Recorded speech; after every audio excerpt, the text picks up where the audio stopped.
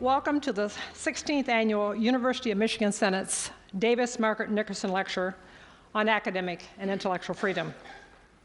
The academic and intellectual freedom that is so integral to our educational system and of such great importance to the American society results from the First Amendment of the United States Constitution, which states that Congress shall make no law respecting an establishment of religion or prohibiting the free exercise thereof, or abridging the freedom of speech, or of the press, or the right of the people peaceably to assemble or petition the government for a redress of grievances.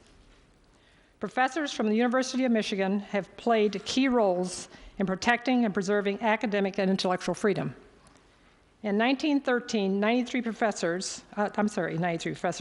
years ago, a distinguished group of 34 professors, led by Columbia University professor John Dewey, met to form an organization which would address issues of concern to the professoriate, including the concept of tenure and its relationship to academic and intellectual freedom.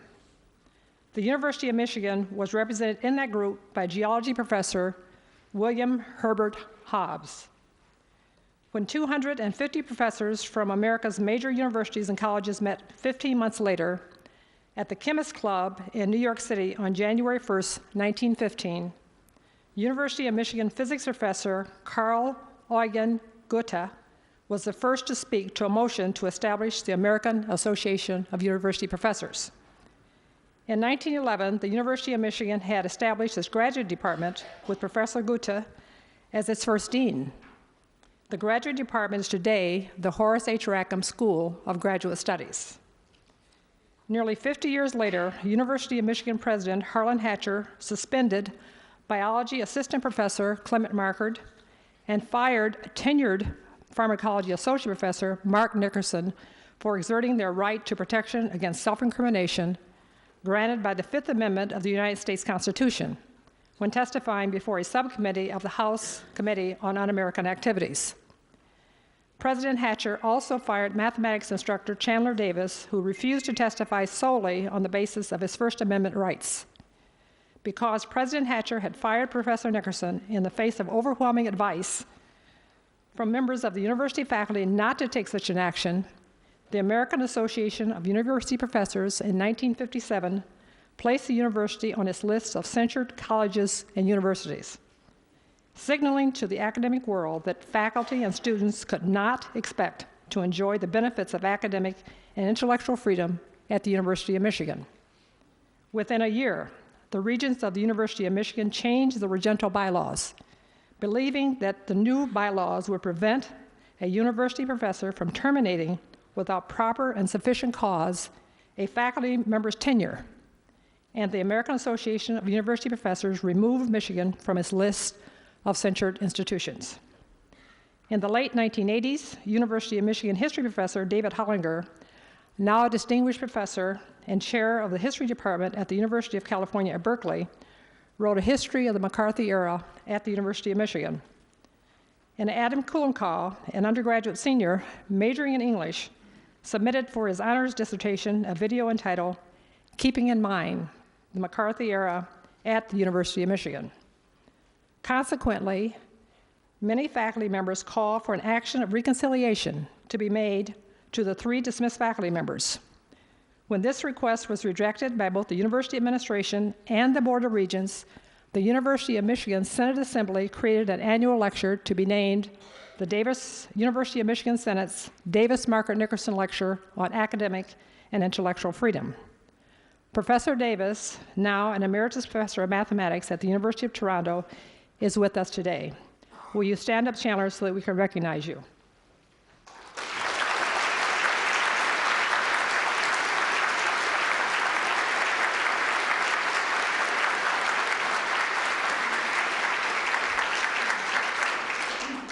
The purpose of this annual lecture is to demonstrate that academic and intellectual freedom lies at the heart of the university and are key values for our democratic society. And that, as the cases of Professors Davis, Markert, and Nickerson show, the university must be vigilant in the protection of these freedoms, continuing to remind itself of their value and vulnerability.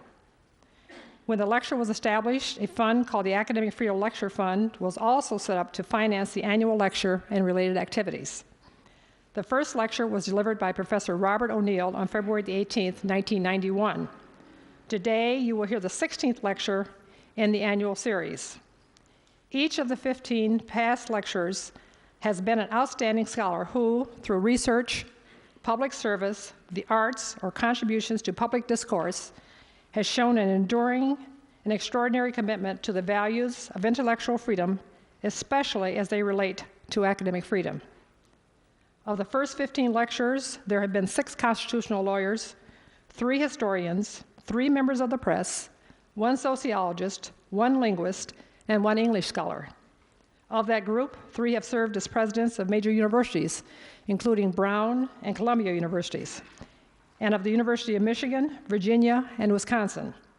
1 has been a dean of a graduate school, 2 have headed major foundations, 1 was the president of the American Association of University Professors, and 14 have been or are university professors. Each has demonstrated active personal engagement in the defense of the values of intellectual and/or academic freedom in some aspect of their careers. This year's speaker is clearly a worthy addition to this distinguished group. Time does not permit me to personally thank each group that has contributed in some way to the success of this year's lecture. Acknowledgments are made in your program. However, I would like to express my appreciation and that of those who have worked with me on this lecture series to you who are attending this lecture today for the steadfast support that you have given over the past 16 years. I would now like to ask the 13th president of the University of Michigan.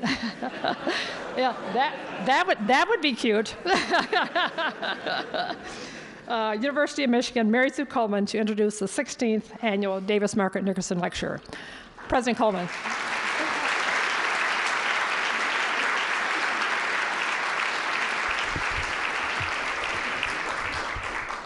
Earlier this year, a book came out with a very salacious title, The 101 Most Dangerous Academics in America. 2 members of the Michigan faculty are highlighted in this book. And that doesn't sit well with some of our other faculty. Not because their colleagues are being impugned, but because they themselves are not included in a book that purports to expose a perverse culture of academics who are poisoning the minds of today's college students. If university professors with strong and diverse opinions are polluting the minds of students, one can only theorize that the executive editor of the New York Times is doing to millions of readers with his unparalleled publication. Newspaper editors do not like to become part of the stories they report. But its executive editor of the Times, Bill Keller, has found himself the target of vituperation from politicians, columnists, and bloggers for the Times coverage of the Bush administration and the war on terror. 2 stories stand out. The first, published last December, chronicled how the administration, without court warrants, authorized the eavesdropping of foreign phone calls into the United States. That story won the Pulitzer Prize. The second story appeared this past June and told of how the federal government is monitoring Americans' bank transactions in search of terrorists. The President of the United States has called the Times coverage disgraceful, the Vice President disturbing. A congressman implied the Times violated federal laws against espionage, and a radio talk host called for Mr. Keller to be sent to the electric chair. Fire it up, he said. Mr. Keller has described his status as the favorite chew toy of both the right and the left. Bill Keller has been with the New York Times since 1984. As a correspondent, he worked in bureaus in Washington, Moscow, and Johannesburg. His exceptional coverage of the fall of the Soviet Union was awarded the Pulitzer Prize. He's been a foreign editor, a columnist and managing editor, and was named the Times executive editor in 2003. Last month, student journalists here at the university hosted a conference on the First Amendment. The keynote speaker was author and Newsweek columnist Ellis Coase, who told our students, "A greater danger than a press that offends is a press afraid to offend." The same philosophy applies to university faculty. Academic freedom is a First Amendment right and is essential to the life of the mind.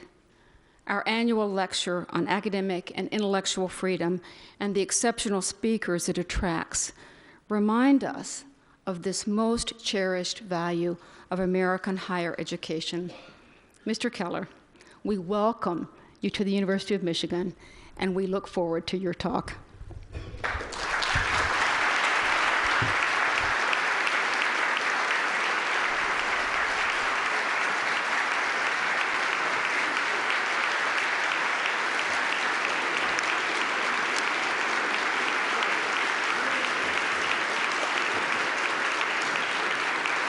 I guess you can all afford to be magnanimous to a visiting New Yorker after the way the Tigers humiliated the Yankees.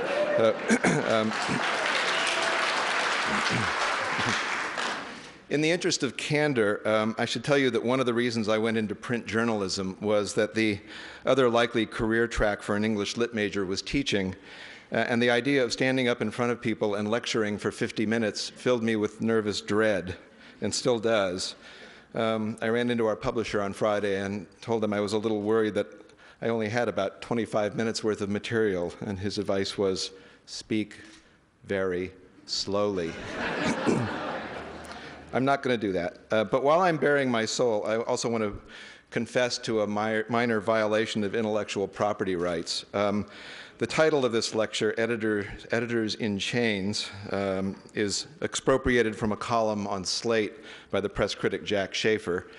Schaefer's actual title was Bill Keller in Chains, but I amended it because misery loves company. I think Schaefer intended the title to be more or less facetious, and so do I, although these days I do take more of a personal interest in the debate over how the country treats detainees.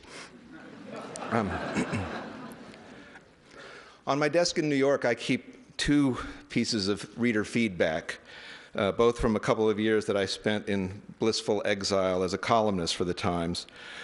One of these mementos is a response to a column in which I referred to California, where I was born and raised, as, quote, this great freak show of a state.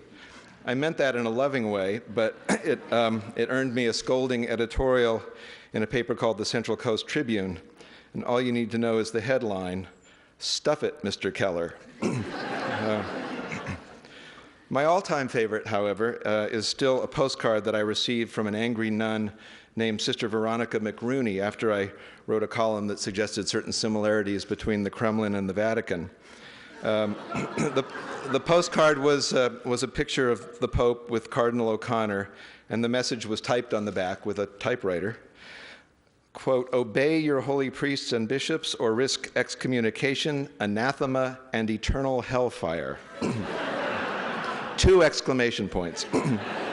Now, as the wayward product of a Catholic education, I can tell you that I responded to that postcard by sitting up straight and folding my hands on my desk where Sister could see them. And when I finally got my current job in 2003, I took the Stuff It editorial and the Eternal Hellfire postcard and propped them on my desk to remind myself to be humble. As it turned out, I would have lots and lots of other reminders. The people who wake up every morning intent on keeping me humble include the faith-based partisans of the right and left, the vigilantes of the blogosphere, the radio talk show hosts and television shouting heads, the bottom feeders of our hometown gossip columns, and a legion of media obsessives. Our critics include readers of the New York Times, a bright, engaged, and opinionated audience that is still convinced we signed on with the Satanists when we moved their Sunday TV guide to the website. On top of all that, we actually pay somebody good money, a public editor we call him, to periodically griddle me in the pages of the New York Times. So as a staunch believer in free speech, I am regularly hoist on my own petard. All of this comes at a time when my industry is preoccupied by intimations of its own mortality. Many daily newspapers are staggering from an exodus of subscribers, a migration of advertisers to the web, and the rising cost of just about everything.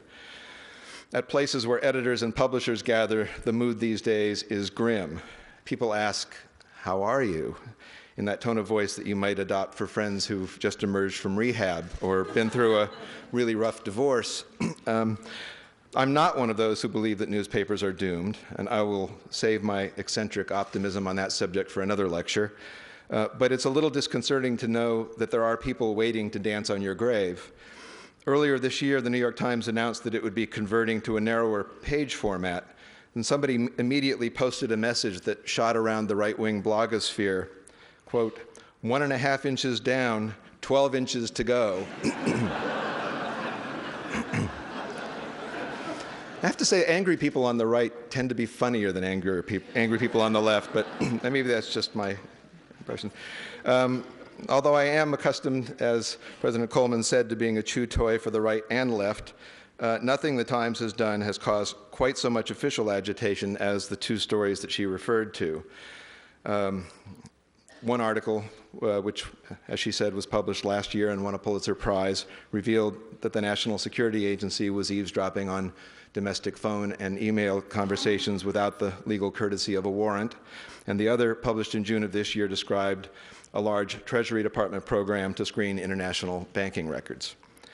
Both of these programs, the domestic eavesdropping and the banking surveillance, were designed to catch terrorists. And in case you're wondering, like most Americans, I'm in favor of that. Both of these programs were highly classified, so classified, in fact, that some members of Congress who would normally expect to have oversight over such activities were kept out of the loop. In both cases, senior officials of our government argued strenuously beforehand that the Times should not publish, that to do so would give a lethal advantage to enemies of America. My only experience of the Bush Oval Office was a visit in which the president advised me that if we revealed the warrantless eavesdropping program, the Times should expect to be held accountable for the next terrorist attack on America. That's not a warning that anybody takes lightly or soon forgets. The White House reaction when we decided to publish the eavesdropping story over the president's objection was predictably fierce. The administration defended the program aggressively and meanwhile ordered the FBI to begin a leak investigation in search of our sources. That investigation has evolved into a grand jury proceeding and could ultimately entail subpoenas of our reporters, followed by yet another court battle over how the press does its job. After our second offense, the publication of the story about banking surveillance, the administration cranked up the outrage to a deafening volume that would probably violate Common Article 3 of the Geneva Conventions. In the course of 3 days, the Vice President, and then the President, and then the Treasury Secretary took turns denouncing us as disgraceful and indifferent to the national interest. Many members of Congress held a festival of indignation on the House floor, where my paper was accused of treason. Following hard upon the official tirade, we had an amen chorus of voices questioning our motives, impugning our integrity, and suggesting appropriate sanctions. A polemic by Gabriel Schoenfeld in the March issue of the magazine Commentary proposed that the Times be charged under Section 798 of the Espionage Act, which declares that it is a crime in some circumstances to publish information about national defense, government codes, and communications intelligence activities.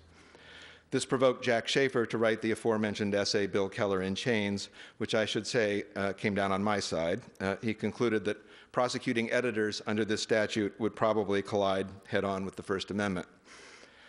The prospect of Times editors and reporters doing hard time was not nearly enough for a right-wing radio pundit out in San Francisco who achieved her first flicker of national attention by suggesting that I should go to the gas chamber. Another stalwart defender of the national interest posted a map to my apartment on the internet with an invitation to terrorists and lunatics. If any of you are acquainted with New York apartment life, you can imagine how that went over with my co-op board. You might ask why the thundering wrath of the administration and its friends focused almost exclusively on the New York Times when 3 other leading newspapers chased our banking story onto their front pages the same day. I hope you won't be too shocked or disillusioned if I suggest that politics had something to do with it. This is an election year, and it is widely believed that nothing plays better in red states than beating up on the newspaper from Sodom on the Hudson, the home of MTV and Hillary Clinton and the United Nations and the Yankees and every other godless menace.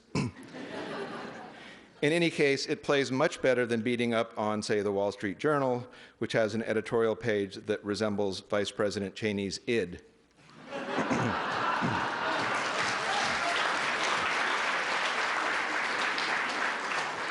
As it happens, the Wall Street Journal was one of those papers that published the banking surveillance story. An excellent reporter from the Journal named Glenn Simpson was hot on our heels, and his paper splashed its account of that secret program on its front page the same day that we did.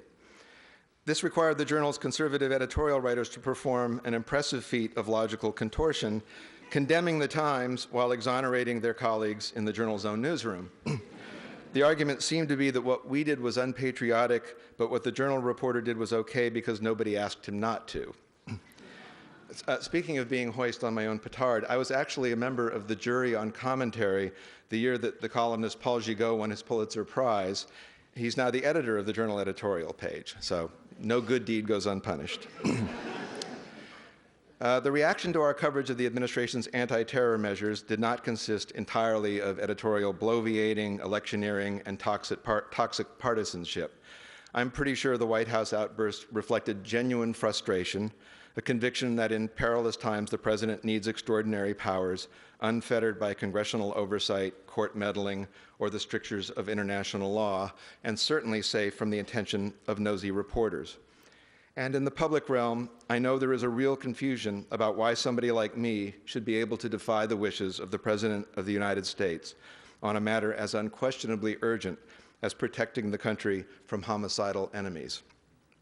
Before I attempt to answer that question, let me digress for a few minutes to state a basic creed of journalism, or at least the kind of journalism we try to practice at the New York Times.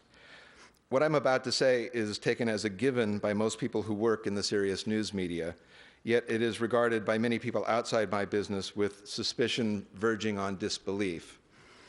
But it's vital context for the rest of what I have to say today. The principle, as essential to us as any oath taken by any public official, is that we strive to be independent and impartial. Even with audiences who are well-read and world-savvy, I'm constantly surprised by the presumption of bad faith when people talk about our business. The confusion is, in some measure, the fault of our own shortcomings. The well-publicized examples of journalistic malfeasance, the episodes of credulous reporting in the prelude to the war in Iraq, the retreat of some news organizations from serious news into celebrity gossip, and so on. It also reflects the fact that we live in cynical times, in a polarized society, and in a clamorous new media world of hyperventilating advocacy. One of my colleagues at our sister paper, the Boston Globe, surveyed a number of editors and reporters within our company a while back in an attempt to identify the essentials that set us apart as serious journalists. And at the risk of sounding didactic, I would like to list a few of the main points. One, we believe in a journalism of verification rather than assertion, meaning we put a higher premium on accuracy than on speed or sensation. When we report information, we look hard to see if it stands up to scrutiny. And when we get it wrong, we correct our mistakes as quickly and forthrightly as possible. Two, we believe in transparency. That is, we aim to tell you how we know what we know, to attribute our information as much as possible to named sources, to rely on documentary evidence when we can. As your math teacher might have said, we show our work. Three, we are agnostic as to where a story may lead. We do not go into a story with an agenda or a preconceived notion. We do not manipulate or hide facts to advance an agenda. We strive to preserve our independence from political and economic interests. We do not work in the service of a party or an industry or even a country. And when there are competing views of a situation, we aim to reflect them as clearly and fairly as we can. It's worth belaboring this particular point just a little. Newspapers are, in addition to sources of news, forums for punditry and public debate, but we try to prevent the opinions of our writers and editors from leaching into our news pages. Even sophisticated readers of the New York Times are often surprised to learn that I edit every page of the paper except two, the opinion pages, where the editorials and columnists hold forth. I have nothing to do with the daily editorials. I do not conspire with Frank Rich and Maureen Dowd in their tireless effort to surrender America to the heathens.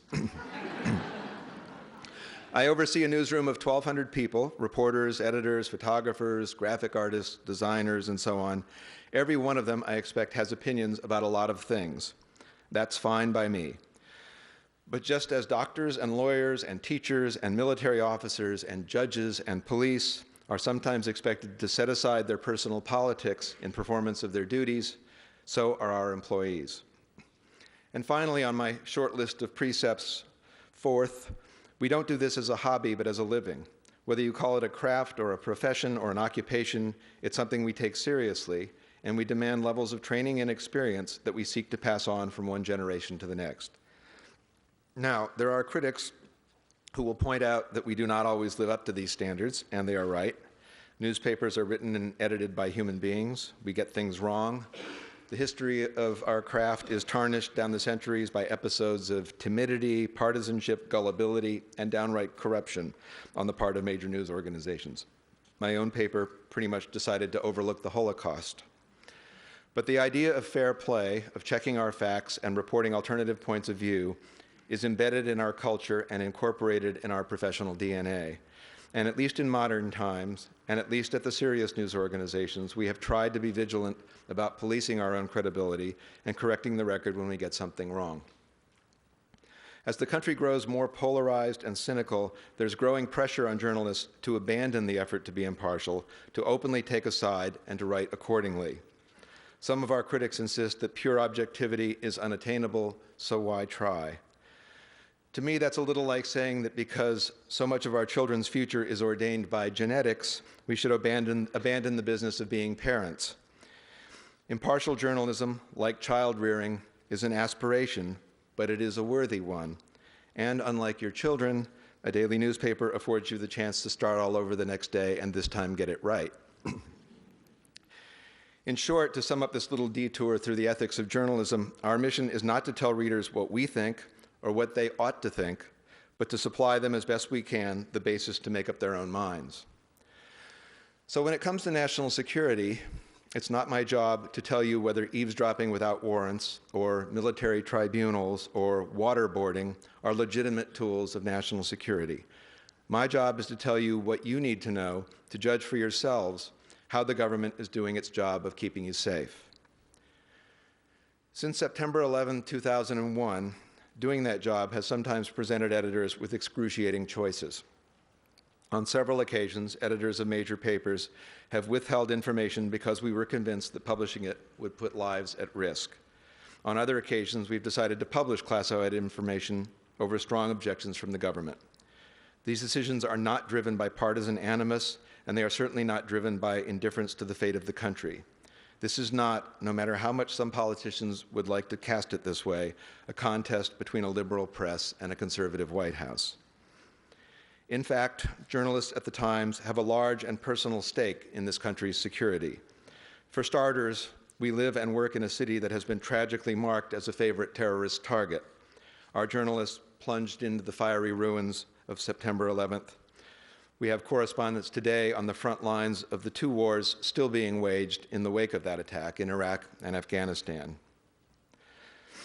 Baghdad's an unnerving city where every traffic jam feels like a death trap and every conversation seems to turn on calculations of danger. When I was there in May, I was chatting with one of the bureau drivers and I asked which of the two bureau cars he preferred, the Mercedes or the BMW, the two bulletproof cars that are generally preferred by professionals who operate in Baghdad. And I figured I'd get a professional opinion of the acceleration or the turning radius of the two cars. He thought for a second and he said, well, he preferred the BMW because it has a wider back seat, so you have more room to dress a wound if somebody gets shot. This is not a point of comparison that I recall seeing in the annual Car and Driver magazine roundup of luxury cars, but it's the way you learn to think if you're a reporter in Iraq. The Times has 7 correspondents assigned to Iraq, plus a rotating cast of photographers. They work in this high-risk environment because, while there are lots of places you can go for opinions about the war, there are few places, and fewer by the day, where you can go to find honest, on-the-scene reporting about what's happening. We take extraordinary precautions to keep them safe, but I've had the unbearable task of calling the parents of 2 Times journalists to report that their children had been abducted by very bad men. Thankfully, they were released.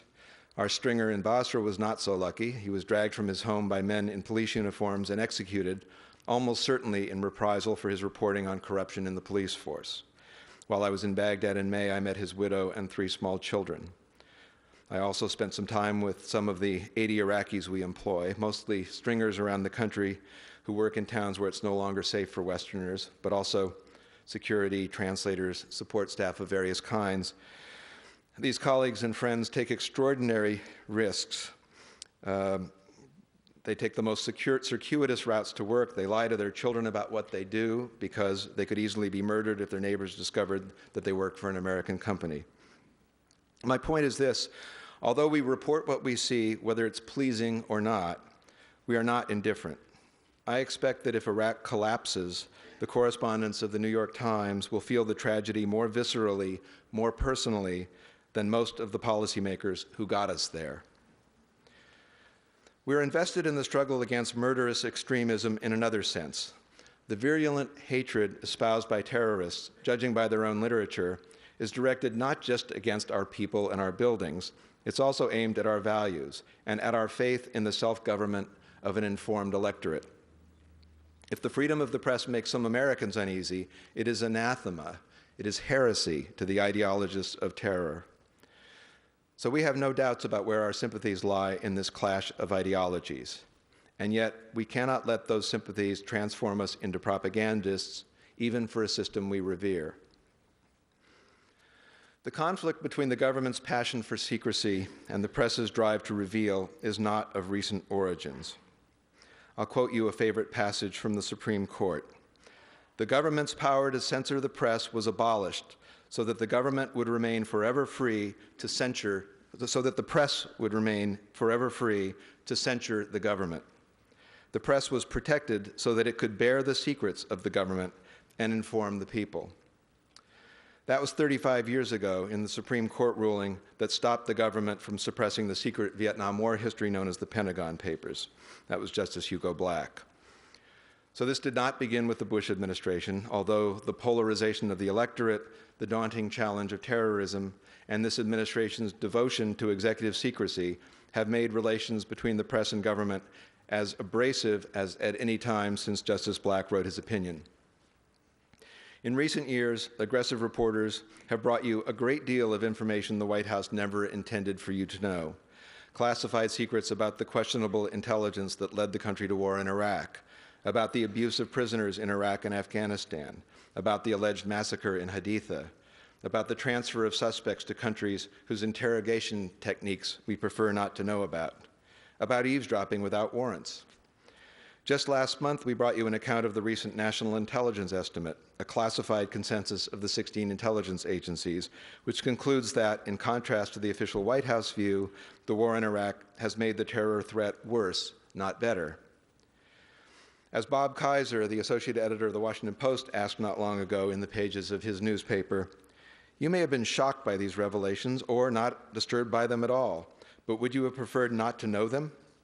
If a war is being waged in America's name, shouldn't Americans understand how it is being waged?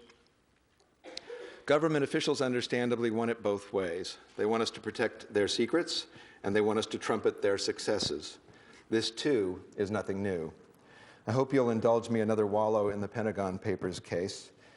Although the specific issue at the time, which was whether the government could restrain the press from publishing, whether it could censor the news, is not quite the issue we face now.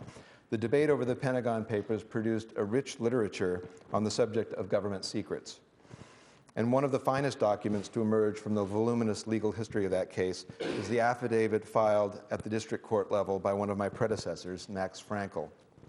At the time, Max was the paper's Washington bureau chief, and in his affidavit, he described the role of secrets in the ritual life of Washington. And here's what he said. Presidents make secret decisions only to reveal them for the purposes of frightening an adversary nation, wooing a friendly electorate, protecting their reputations. The military services conduct secret research in weaponry only to reveal it for the purpose of enhancing their budgets, appearing superior or inferior to a foreign army, gaining the vote of a congressman, or the favor of a contractor. The Navy uses secret information to run down the weaponry of the Air Force. The Army passes on secret information to prove its superiority to the Marine Corps. High officials of the government reveal secrets in the search for support of their policies or to help sabotage the plans and policies of rival departments. Middle-rank officials of government reveal secrets so as to attract the attention of their superiors or to lobby against the orders of those superiors. That's very much the way things still work in Washington. Treasury Secretary John Snow, shortly before he left the government this summer, declared that he was scandalized by our decision to report on the bank monitoring program. But in September 2003, the same Secretary Snow invited a group of reporters to travel with him and his aides on a military aircraft for a 6-day tour to show off the department's efforts at tracking terrorist financing. The Secretary's team discussed many sensitive details of their monitoring efforts, hoping they would appear in print and demonstrate the administration's relentlessness against the terrorist threat. One man's security breach is another man's PR campaign, and sometimes they're the same man. Max Frankel, in his Pentagon Papers affidavit, acknowledged the self-serving nature of these transactions on both sides, but he concluded that this cooperative, competitive, antagonistic, and arcane relationship, as he called it, was essential to the working of democracy. Without this trafficking in secrets, he said, there could be no adequate diplomatic, military, and political reporting of the kind our people take for granted, either abroad or in Washington, and there could be no mature system of communication between the government and the people. How do we, as editors, reconcile the obligation to inform, which is our fundamental purpose, with the responsibility to protect? Sometimes the judgments are easy. Our reporters in Iraq and Afghanistan, for example, take great care not to divulge operational intelligence in their reports, knowing that in this internet age, it could be seen and used by hostile combatants. Often, though, the calculations are more different. There is no magic formula, no neat metric, either for the public's interest or for the dangers of publishing sensitive information. We make our best considered judgment. When we come down in favor of publishing, of course, everybody hears about it. When we exercise restraint, most of the time, few people are aware. But editors of major papers have, in the past few years, had the experience of withholding or postponing articles when the administration convinced us that the risk of publication outweighed the benefits. The Washington Post, in disclosing that the CIA was imprisoning terror suspects at secret locations in allied countries, withheld the identities of the host countries at the urging of the White House. The Los Angeles Times chose not to publish the contents of computer hard drives purchased by reporters in an Afghan bazaar. The hard drives were either stolen or discarded from official American outposts in the country, and they contained information about American espionage and surveillance activities in Afghanistan.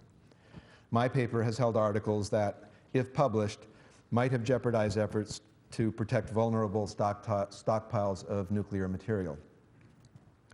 Probably the most discussed example was my decision not to disclose the NSA eavesdropping program when we first learned about it. It took more than a year of further reporting before I was convinced that we knew enough to publish despite the president's personal plea for secrecy. For that caution, the Times was castigated by critics of the Bush administration, who speculated that if we had rushed the information into print before the 2004 elections, the outcome might have been different. I tend to doubt that that's so, but in any case, I could not in good conscience publish the story until I was confident the public value of exposing the program outweighed the danger of putting lives at risk.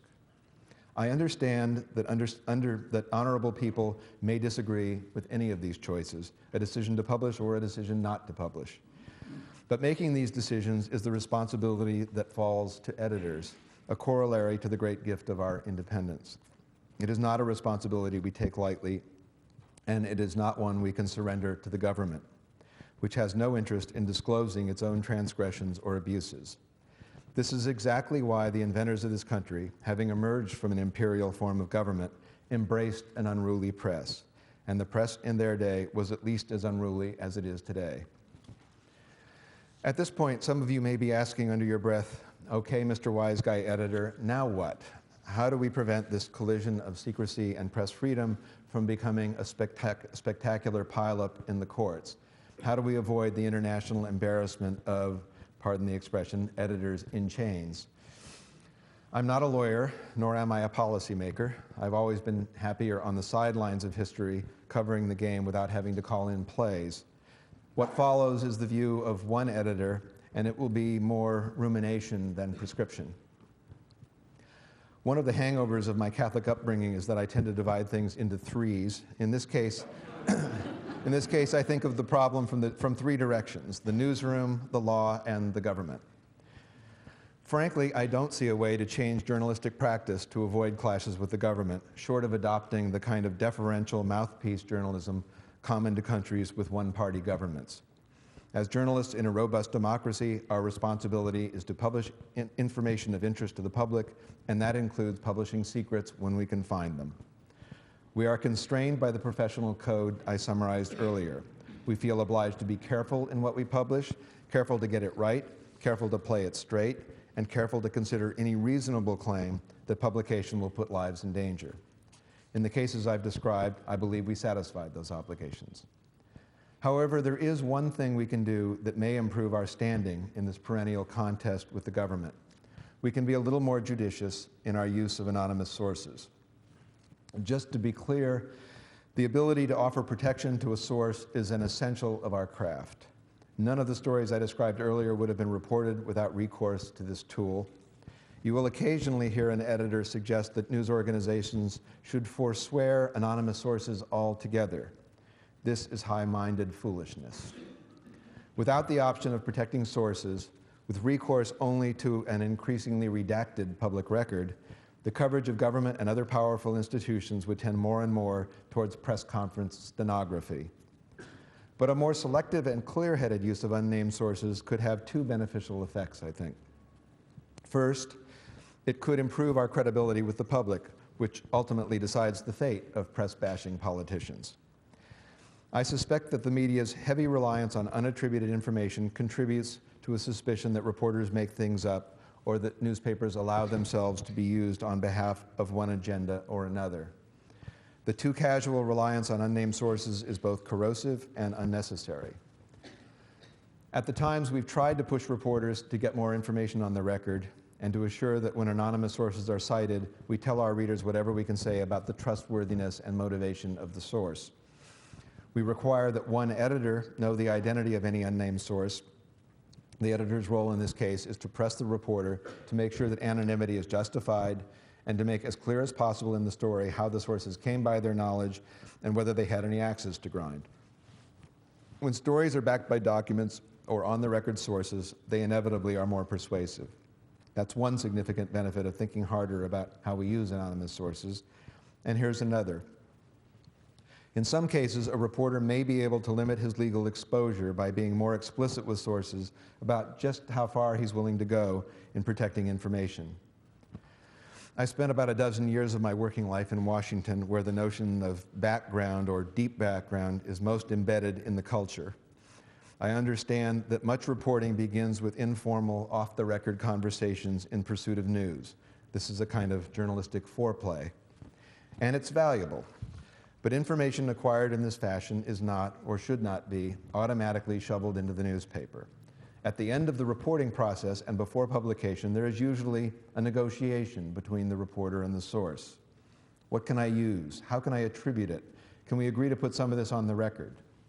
It's not a great leap to include in that negotiation the question of what happens if the story provokes an official leak investigation. I know a few reporters who already make a habit, after learning what the source knows and before writing a story, of negotiating a kind of verbal contract.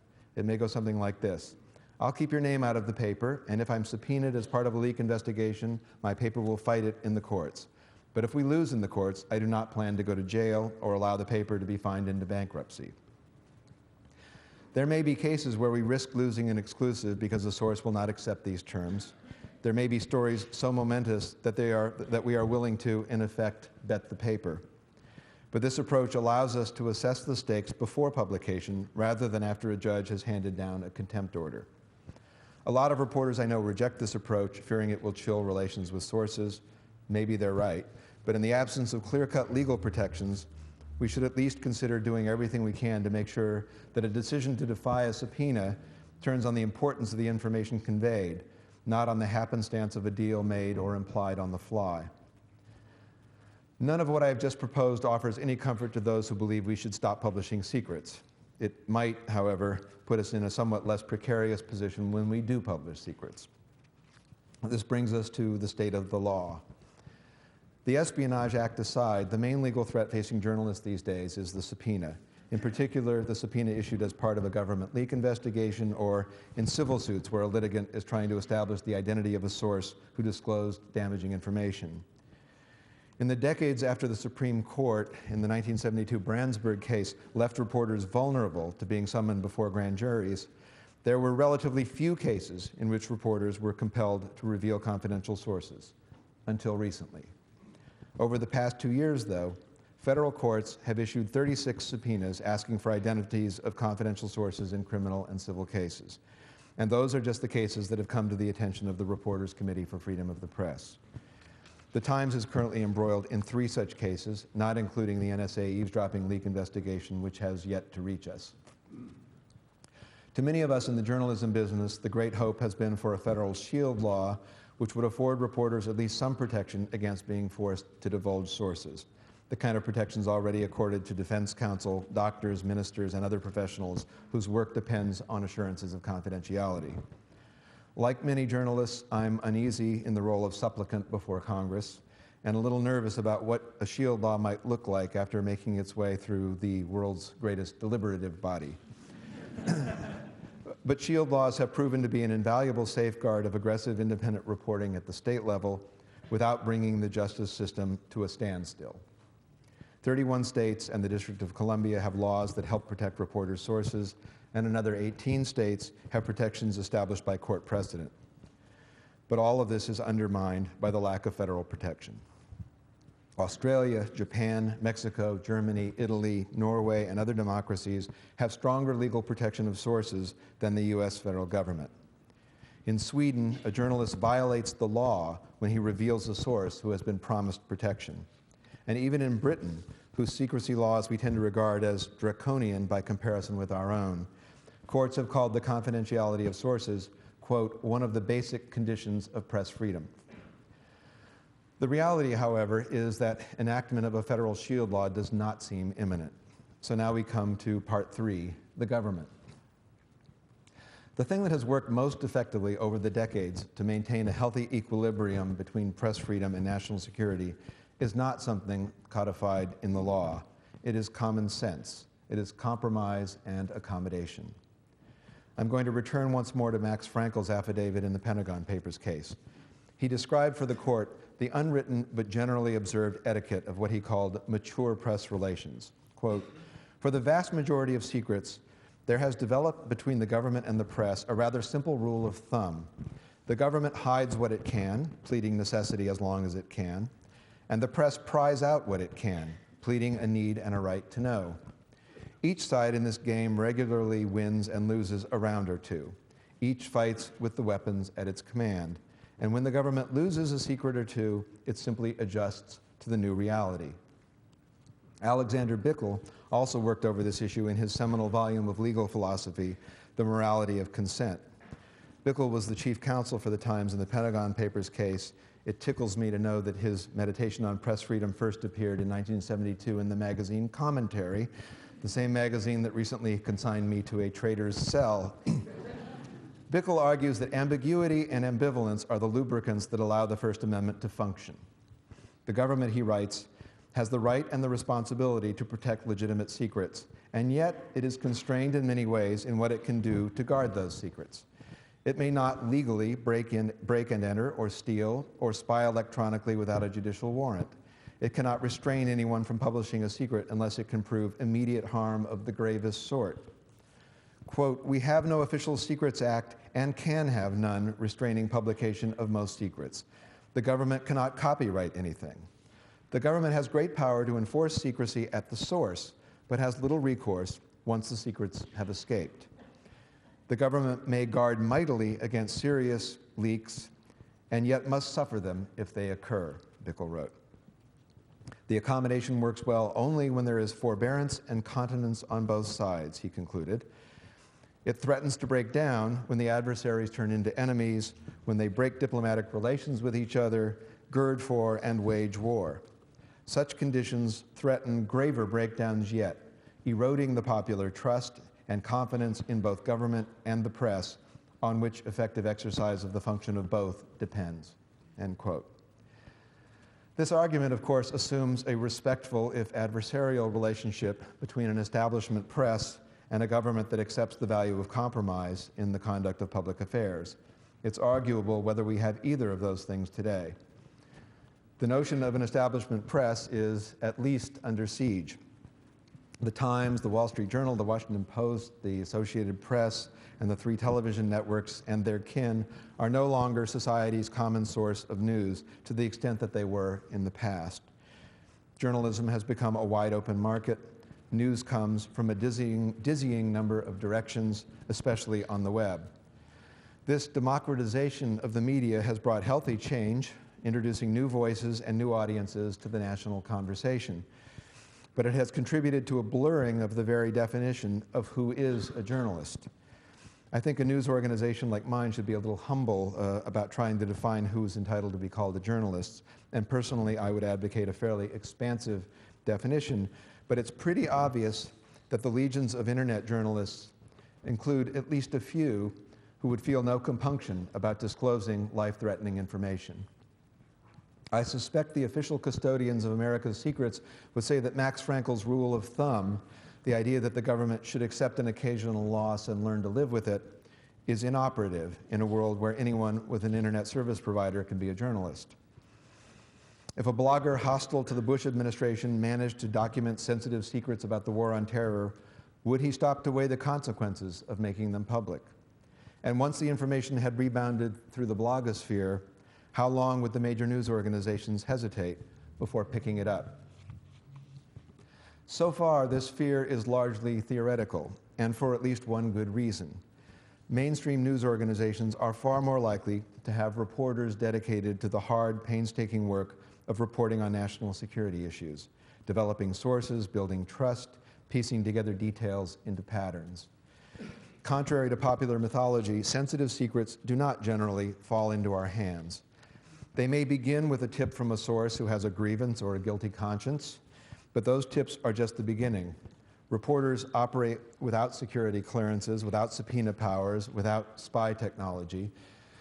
They work rather with sources who may be scared, who probably know only part of the story, who may have their own agendas that need to be discovered and taken into account. Reporting secret information with confidence usually entails a multitude of sources, ideally backed by documentary evidence. One of the striking things about the NSA eavesdropping story is that more than a year elapsed between the time our reporters dug out the information and the time we published it, and yet it did not surface anywhere else. The information was that hard to get. So while the mainstream press might not enjoy the hegemony it held before the internet, we have not yet fallen into information anarchy. Most of what the country knows about the secret activities of its government, it knows thanks to serious news organizations that still take their responsibilities seriously.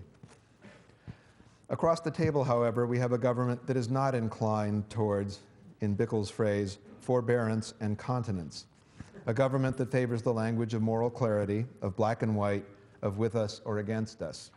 And it must be said, there seems to be a considerable public constituency for that attitude. The White House and its allies have done an excellent job of making this debate about the press. Much has been said about the ostensible dangers of newspapers publishing news of wiretapping or bank surveillance or secret prisons, dangers which, to the best of my knowledge, have not so far come to pass. I'd like to turn the telescope around and pose this question. What are the consequences for our national security of this White House zeal to tighten controls on the flow of information? Whatever you think of its policies, the current administration has been more secretive, more mistrustful of an inquisitive press than any since the Nixon administration.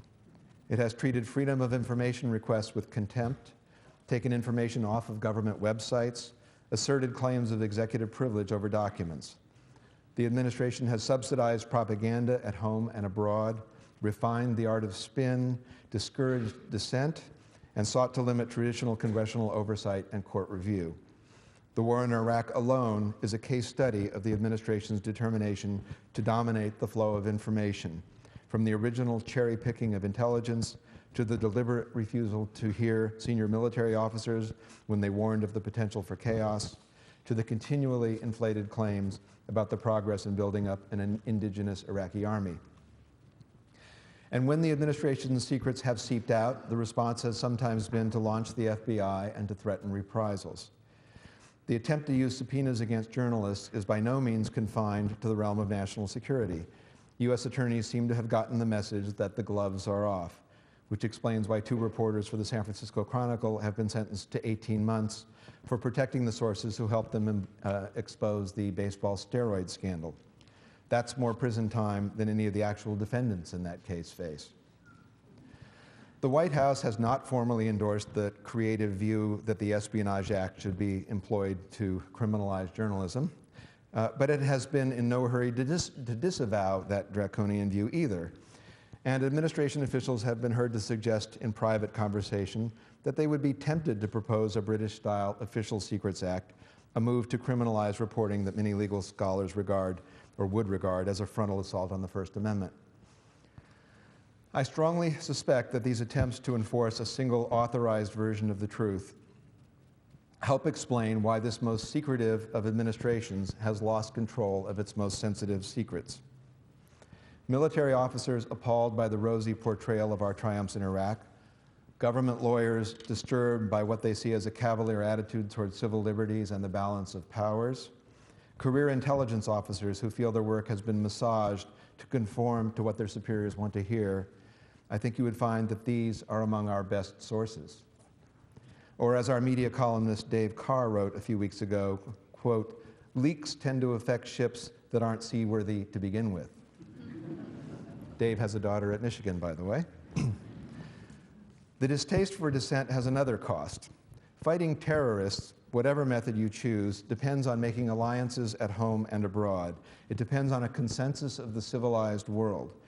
And I wonder whether the discrediting of honest critics has undermined the unity of purpose essential to such a struggle. In the October issue of the Atlantic Monthly, Jonathan Rauch makes an interesting argument. Let me read it. If the country seriously intends to prevent terrorism, then spying at home, detaining terror suspects, and conducting tough interrogations are practices that the government will need to engage in for many years to come.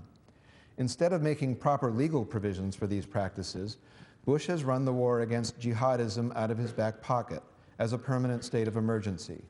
He engages in legal ad hocery and trickery, treats Congress as a nuisance rather than a partner, and circumvents outmoded laws and treaties when he should be creating new ones.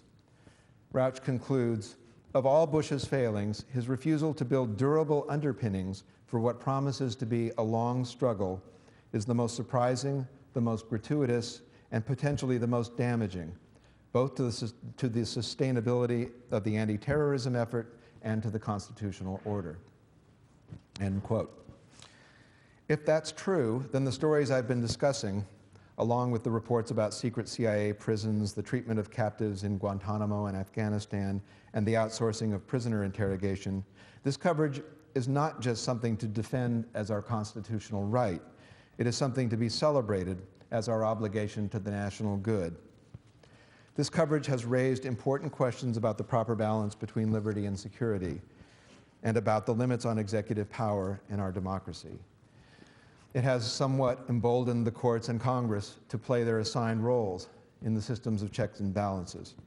It has blossomed into one of the most urgent political debates of our time, joining the question of how we protect ourselves to the question of what exactly it is we are protecting.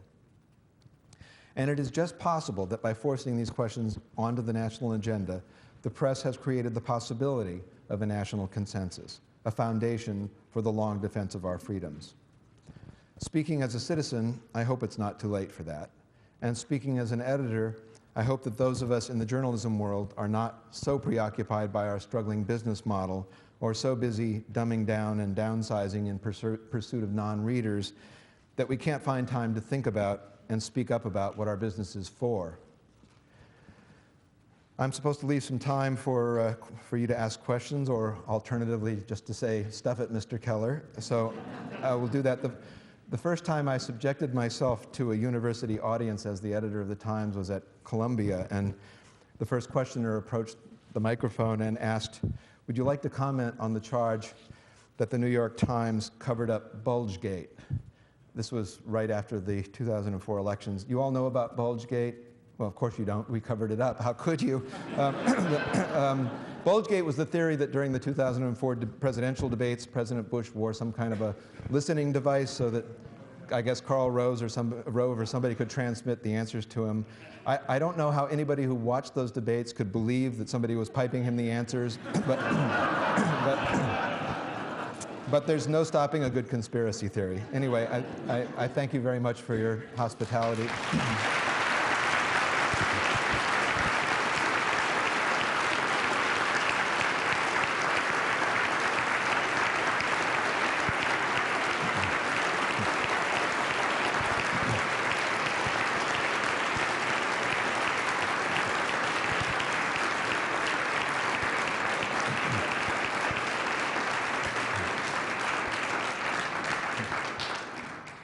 How do you explain your paper's decision not to challenge the Bush administration's position on the nature, the motives of the war, and the conduct of the war?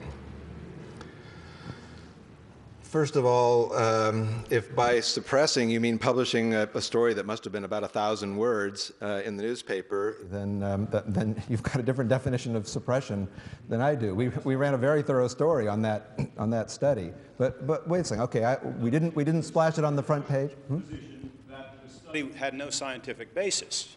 And look, this is a scale of death which is comparable to genocide. Mm-hmm. At that rate of death in a country the size of the United States, the toll would be over 7 million.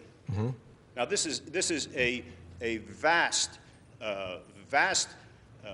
figure, far in excess of any assessment that's been made in the press, and nothing is being said about it. Not a single editorial since then. No comment. No question. That's the question that I want to raise. okay. You know, in Vietnam, you mentioned the Pentagon Papers. I remember the reporting in Vietnam. Mm-hmm. At that time, had this type of information been made available, it would have been a huge scandal, reported on, editorialized on, studied repeatedly, and it's been buried.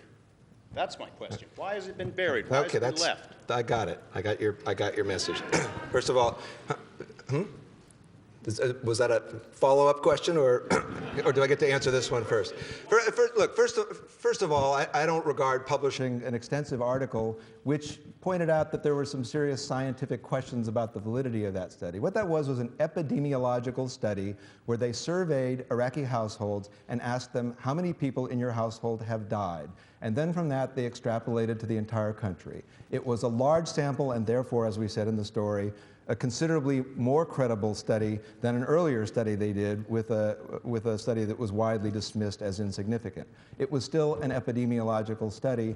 Whether that study is more superior than the surveys that we routinely do of the Iraqi morgues, where they actually count the bodies, or the various other means that we have for calculating the death toll in Iraq, I don't think, that you may want to believe that 600,000 is the number.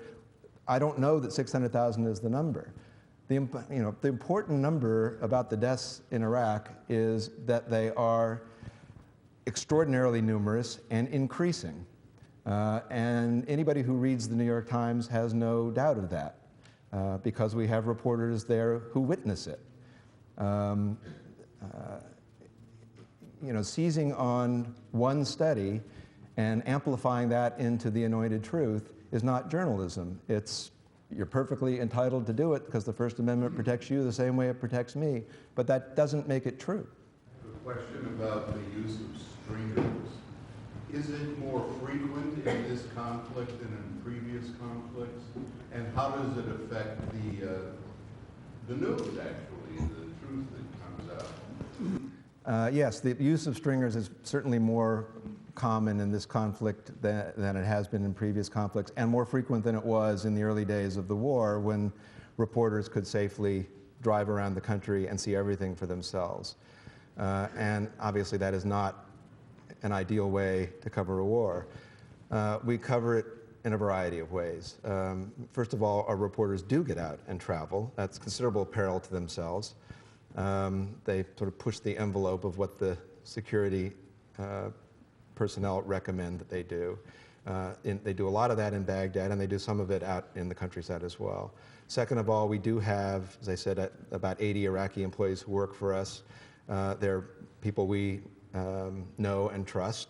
They're not mostly journalists, because there aren't a lot of Iraqi journalists around who we would know or trust given the regime that they grew up in. A lot of them are academics, they're engineers, they're doctors, and they're people that we have met in large part through relations with other Iraqis that we know very well, and people who work in our Baghdad bureau, for example. And even so, you know, because they're not experienced reporters, you have to be very careful taking the information that you get from stringers. We also do embeds, which is you know, another non-ideal form of reporting, which is, you know, reporters put on flak jackets and helmets and go out with now both American and Iraqi units who are doing patrols in the various cities around the country.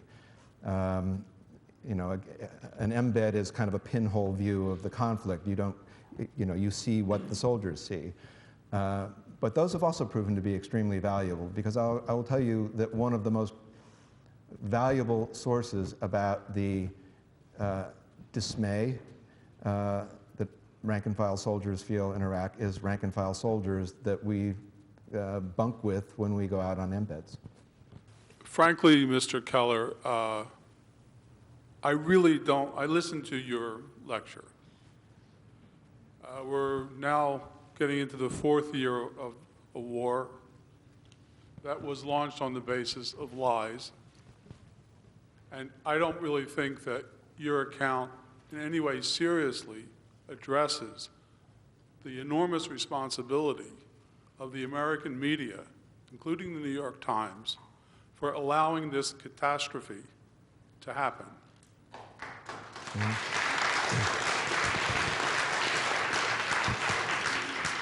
And what you have said about this study conducted by Johns Hopkins University's Bloomberg Institute of Public Health, one of the most, as I understand it, largest and most prestigious, employing the same methodology that is used to study the death toll from the famines. I believe it's the same methodology used in Sudan. In fact, it's methodology which, according to one of the co-authors, has been used by the United States government. And I might also add, the people who conducted the survey did so at considerable risk to themselves in the horrible nightmare environment created by the United States intervention there.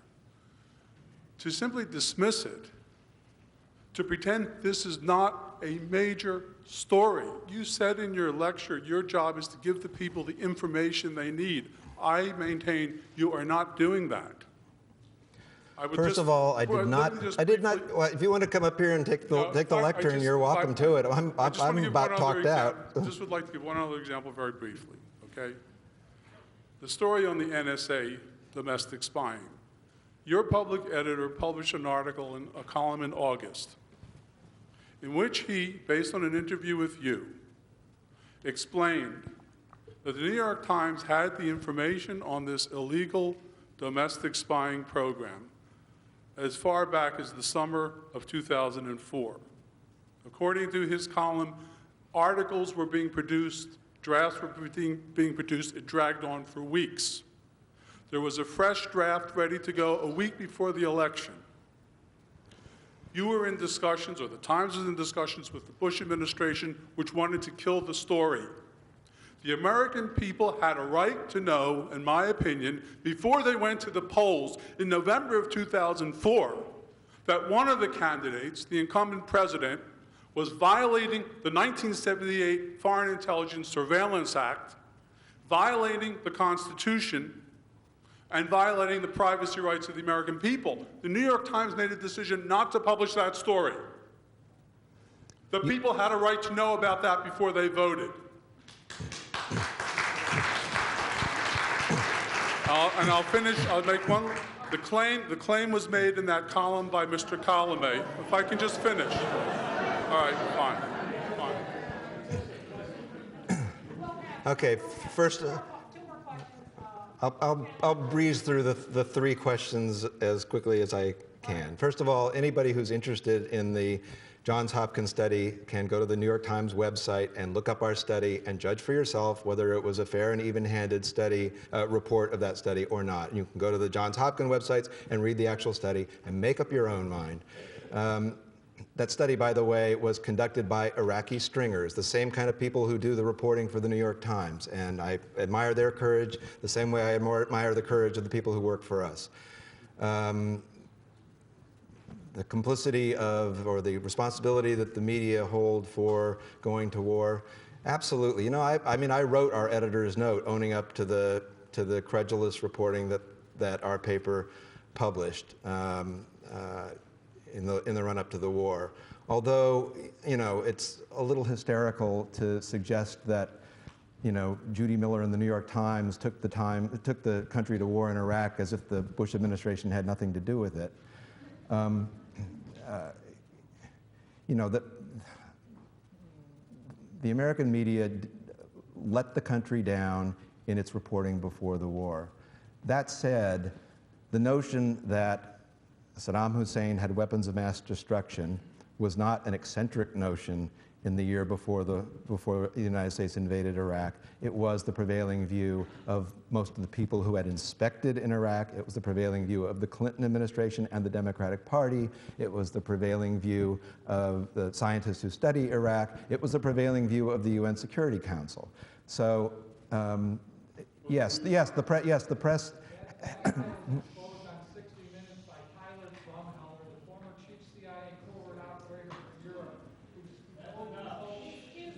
Okay.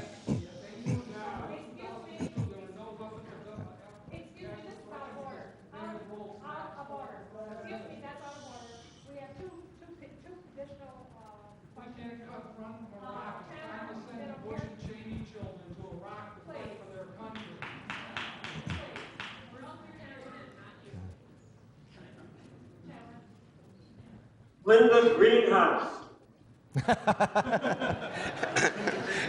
Yes. I know, Linda Greenhouse. You all know what that question is about? I expect lots of heads nodding up and down. Okay.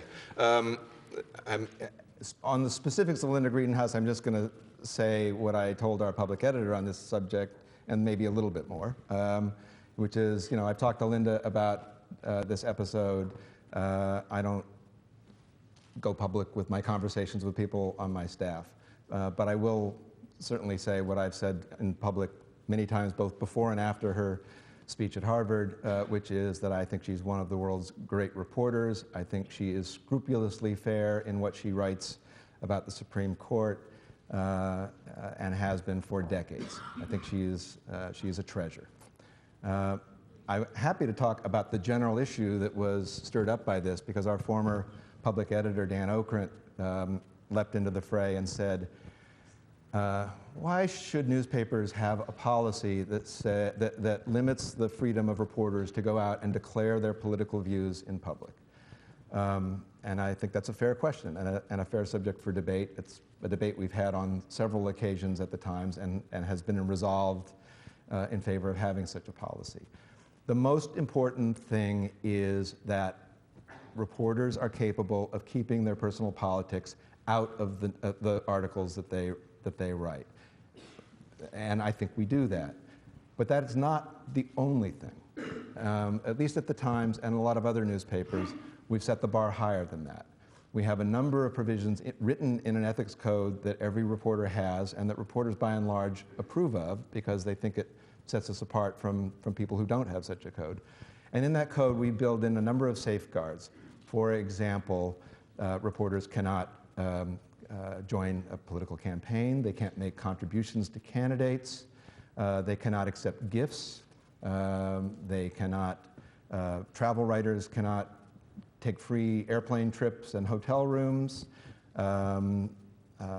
editors who oversee coverage of business can't own stocks in any company that might conceivably be written about. That includes me. You could say that these are, beyond Caesar's wife in their extremity, but reporters live with them and expect that they help establish our general reputation for integrity and credibility.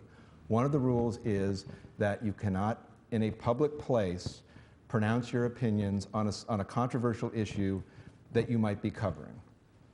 That's the one that was, at issue, an issue in this. And, I guess my first reaction is you can argue whether or not we should have such a policy, but we do, and everybody at the paper knows it. But I would argue that we should. I would argue that there is a value, and it comes in, the value is twofold. One of them is that while the really important thing is the integrity of what the paper publishes, appearances do matter. And anything that a reporter does or an editor that plants a sliver of doubt in the minds of the public about their trustworthiness, about whether they can approach an issue with an open mind, is to some extent damaging to the reporter and damaging to the paper. And the second thing is, rules like this are not made to protect the strong of character. They're made to protect frail human beings. If you take a free hotel room, probably you could draw on your courage and write a scathing review of the service at the hotel, but maybe not. Maybe you'd feel just a little bit of obligation to be a little nicer to that hotel.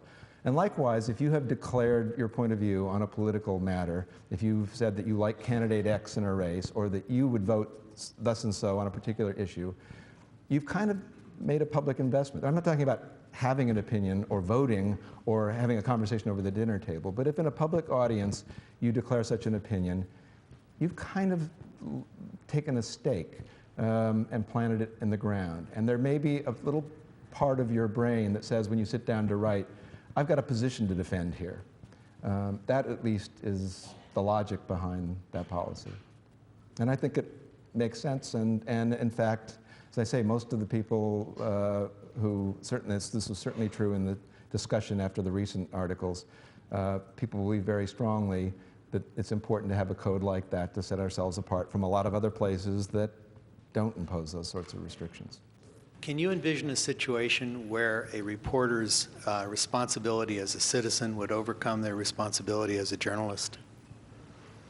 Give me a for instance. Well, I could imagine the New York Times reporting one day that Dick Cheney decided to put all homosexuals into concentration camps in Guantanamo and just do it with a straight face and objectively reporting it, or something like that. And you mentioned the silence of the New York Times during the Nazi period. It just seems to me there are boundaries that can be crossed that are not legitimate. But I wanted to know if you could imagine, how bad could it get before Linda Greenhouse's comments would be seen as legitimate? Well, let's be clear on one thing. Linda Greenhouse has not been publicly flogged. She has a job and will have one as long as I'm the executive editor. So, you're